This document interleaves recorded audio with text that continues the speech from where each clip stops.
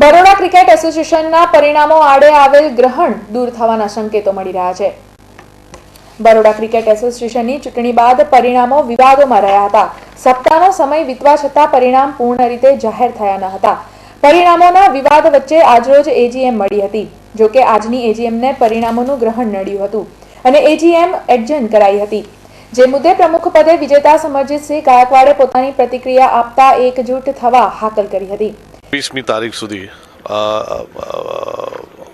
આ AGM અજોન AGM પાછી થશે અને ઇલેક્શન ડિક્લેર થશે। એના પહેલાં બધું કાઉન્ટિંગ જે બે કમિટીઓની બાકી છે એ થઈ જશે અને બધા મેમ્બરો હવે ઈચ્છા છે કે આ કાઉન્ટિંગ થઈ જશે। જે બિંદુ કુમાર જે અત્યારે કોઓપરેટ મતલબ કે અમને વિવાદના કારણે થોડું કોઓપરેટ કરતા ખસી ગયા છે, એ પાછા એમના એ જ કરશે કે બીજા કરવામાં આવશે? એ વાત એમને ને જે અત્યારે આપણા પ્રેસિડેન્ટ સાહેબ એમના વચ્ચે જ કંઈ ડિસ્કશન થયું છે, મને ખ્યાલ નથી એનો વધારે।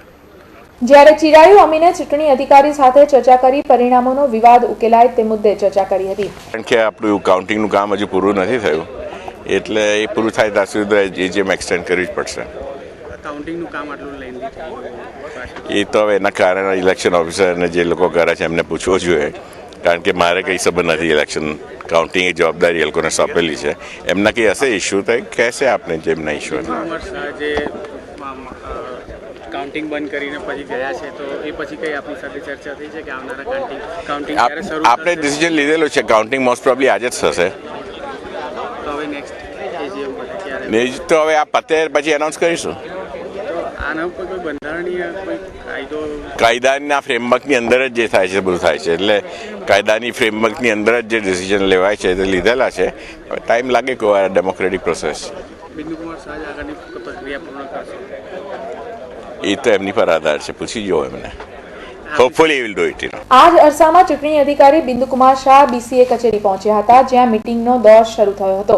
જો કે બિંદુકુમારે સખ્તાઈ સાથે બંને પક્ષો સંમત થયા બાદ જ પરિણામો વિશે વિચારાશે તેમ જણાવ્યું હતું। અત્યારે તો બીસીએની ઓફિસ ખોલીને જરૂરી કામ કરવાનું છે। આગળનું કાઉન્ટિંગ કરવું ના કરવું, કેવી રીતે કરવું એ નક્કી કરવાનું છે। એ બધું જો સહમતિથી થશે તો આગળ કામ ચાલશે, ભગવાન જાણે।